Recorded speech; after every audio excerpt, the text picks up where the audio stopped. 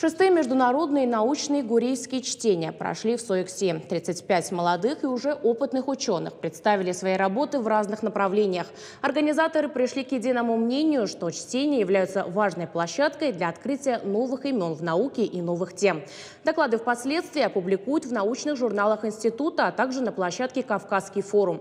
Напомним, заслуженный деятель науки Северной Осетии и России Тамерлан Гуриев заведовал в СОЭКСе отделом осетинского языкознания.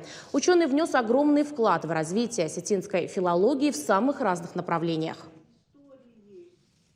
Я воспринимаю это как дань не уважения только лично к нему, но и ко всем тем поколениям осетиноведов, которые были до нас. Это очень важно, что есть преемственность, что есть движение, что наука не стоит, она развивается. Самый главный результат на сегодняшний момент – то, что участники гуриевских чтений – это не закрытый круг. Каждый год появляются новые имена, новые исследования, новые какие-то повороты, новые темы. И это отрадно.